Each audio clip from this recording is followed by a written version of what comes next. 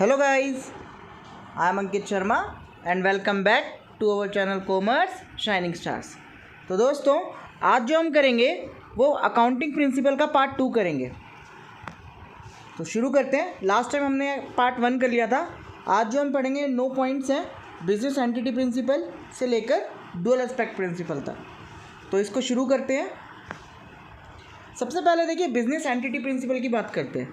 अब ये business entity principal होता क्या है इसके बारे में पढ़ते हैं। According to this point business is treated as a separate legal entity and distinct from the owner, creditor, manager और अदर्स। क्या कहना चाह रहा है ये कॉन्सेप्ट? ये कॉन्सेप्ट ये कह रहा है कि जो बिजनेस होता है ना वो एक अलग एंटिटी होती है और जो बिजनेस का मालिक होता है वो एक अलग एंटिटी होती है। इसका मतलब कि हम जब भी कोई बिज़नेस बनाएंगे तो उसको एक सेपरेट लीगल एंटिटी बोला जाएगा, उसको और ऑनर को एक साथ ट्रीट नहीं किया जाएगा। आगे देखते हैं। In other words the owner of business is always considered as distinct and separate from the business he ons.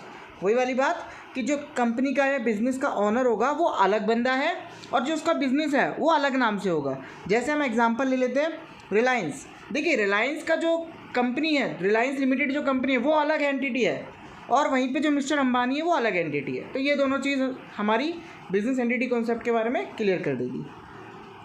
आगे देखते हैं।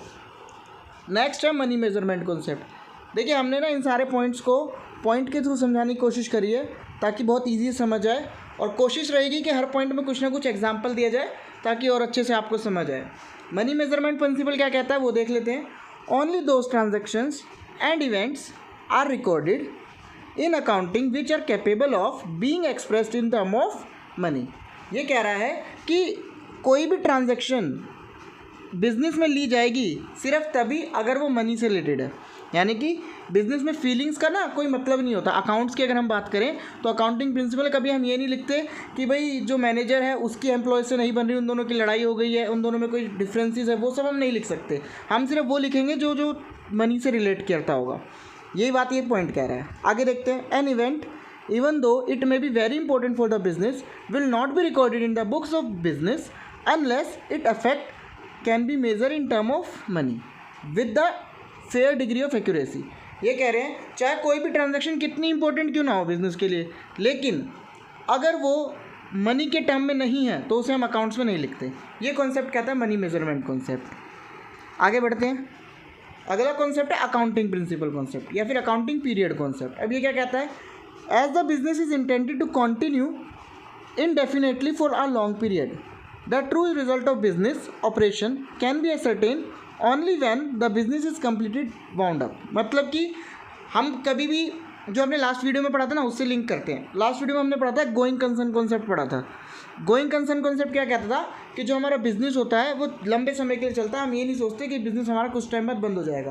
तो ये वही चीज़ कह रहे हैं कि जब बिजनेस रेगुलर कंटिन्यू करता है तो उसके लिए हमें एक अकाउंटिंग पीरियड सेट करना पड़ता है जिससे कि हम देख सकें कि उसमें प्रॉफिट एंड लॉस किस तरह से हो रहे हैं। आगे देखते हैं आगे क्या कह रहा है ये। But ascertain of profit after a very long period will be a very little use to manager, investor and other because it will be too late to take corrective steps at that time. Simple सी बात यहाँ पे क्या कह रहा जा रहा है कि भाई हर बिजनेस को ना कुछ अकाउंटिंग पीरियड अपनाना चाहिए, क्योंकि आपको अगर देखिए अकाउंटिंग पीरियड नहीं करेंगे तो आपको कैसे पता चलेगा कि आपका प्रॉफिट कितना था या लॉस कितना था, है ना।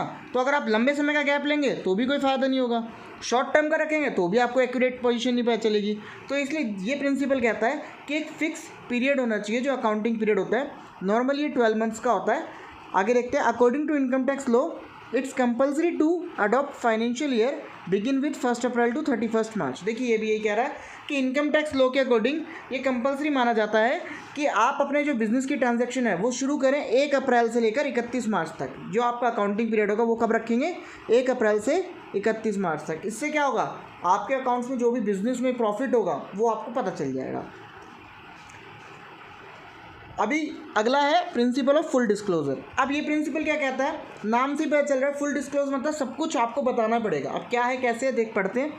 This principle is require at all the significant information relating to the economic affairs of the enterprise should be completely disclosed. ये कह रहा है कि आपके बिजनेस की कोई भी इंफॉर्मेशन है जो आपके इकोनॉमिक अफेयर से रिलेट करती है उसको आपको कम्प्लीटली डिस्क्लोज करना पड़ेगा। डिस्क्लोज मतलब सबको बताना पड़ेगा। इस पॉइंट का सिंपल सा मीनिंग ये है कि आप कुछ भी चीज़ छुपाएंगे नहीं, जो चीज़ इकोनॉमिक अफेयर्स के पॉइंट ऑफ व्यू से इंपॉर्टेंट है वो आप सबको दिखाएंगे, यानी आप वो अकाउंट्स में रिकॉर्ड करेंगे। This is so important the company act make ample provision for disclosure of essential information in the financial year. ये वाला जो प्रिंसिपल है ये इतना इंपॉर्टेंट है कि कंपनी एक्ट ने स्पेशल अमेंडमेंट करके इसके लिए एक प्रोविज़न बनाया है जिसमें लिखा है provision for disclosure of essential information in the financial year. मतलब आपके फाइनेंशियल ईयर में, जो फाइनेंशियल ईयर होता है वो होता है 1 अप्रैल से लेकर 31 मार्च, जो अभी हमने लास्ट वाले में पढ़ा था। तो ये वही कहना है कि आपका जो फाइनेंशियल ईयर है उस फाइनेंशियल ईयर में आपकी जो भी ऐसी ट्रांजैक्शन जो काफ़ी इंपॉर्टेंट है इकोनॉमिक अफेयर्स के पॉइंट ऑफ व्यू से, वो आपको डिस्क्लोज करनी पड़ेगी अपनी बैलेंस शीट में या फिर अपने अकाउंट्स में। क्लियर? उम्मीद करते हैं आपको चारों प्रिंसिपल अभी तक समझ आए होंगे। एग्जाम्पल हम साथ साथ ले रहे हैं ताकि और इजीली क्लियर हो जाए। अब हम 5th पॉइंट पे पढ़ते हैं, प्रिंसिपल ऑफ मटेरियलिटी। देखिए ये कॉन्सेप्ट काफ़ी इंपॉर्टेंट कॉन्सेप्ट है, कई बार पेपर में भी पूछा जाता है, इवन यूजीसी नेट के पेपर में भी कई बार पूछा जाता है, इसलिए इसमें हमने हाईलाइट भी कर रखी चीज़ें। पढ़ते हैं क्या कह रहा है। This principle is a exception to principle of full disclosure. जो आपने फुल डिस्क्लोजर पढ़ा था लास्ट टाइम, अभी 4th पॉइंट, उसके अपोजिट है या उसके एक्सेप्शंस हैं। ठीक है, मतलब किस किस चीज़ों को हमें डिस्क्लोज नहीं करना, उस रिगार्डिंग है ये पॉइंट। पहला पॉइंट तो ये कह रहा है। अगला पॉइंट क्या कह रहा है, accounting to this principle item having an insignificance effect और being irrelevant to user need not to be disclose. ये अकाउंटिंग नहीं है एक्चुअल में, ये अकॉर्डिंग है। ये क्या कह रहा है, अकॉर्डिंग टू दिस प्रिंसिपल, इस प्रिंसिपल के अकॉर्डिंग हम ये कहेंगे कि हमारी जो ऐसी ट्रांजैक्शन है जिसका इनसिग्निफिकेंट इफेक्ट है, सिग्निफिकेंट मतलब इंपॉर्टेंट इफेक्ट, इनसिग्निफिकेंट जो इंपॉर्टेंट नहीं है, जिनका इनसिग्निफिकेंट इफेक्ट है या फिर जो इररिलेवेंट है, ऐसी बातों को हमें डिस्क्लोज करने की कोई ज़रूरत नहीं है। जैसे कि हमने बताया था कि भाई कोई भी ऐसी ट्रांजैक्शन होती है जो आपको बिजनेस पॉइंट ऑफ व्यू से या इन्वेस्टर के पॉइंट ऑफ व्यू से इंपॉर्टेंट है, तो उसको हम डिस्क्लोज नहीं करेंगे। अब यहाँ पे सवाल ये आ जाता है कि ऐसी कौन कौन से पॉइंट आते हैं जिसको हम कहेंगे कि ये मटेरियल है कि नहीं है, या फिर रिकॉर्ड करना कि नहीं चाहिए, है ना, कि ये रिकॉर्ड करना चाहिए कि नहीं करना चाहिए। अब इसके लिए 3rd पॉइंट क्या क्या था वो पढ़ लीजिए। If an item carry knowledge which influence decision of informed investor it is treated as important material.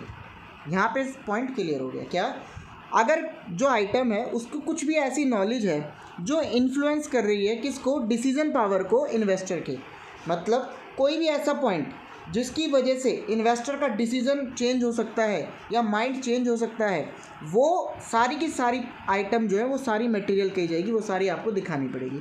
उसके अलावा जो बाकी हैं वो इररिलेवेंट मानी जाएगी और वो आपको दिखाने की कोई ज़रूरत नहीं है।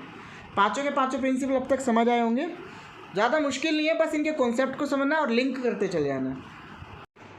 तो ये था हमारा प्रिंसिपल ऑफ मटेरियलिटी। आज की वीडियो में हम इतना ही करते हैं, क्योंकि देखिए बहुत सारा अगर हम एक साथ कर लेंगे ना तो हमें समझ नहीं आएगा, थोड़ी कन्फ्यूज़न हो सकती है। इस वजह से हम पार्ट्स में बांट देते हैं।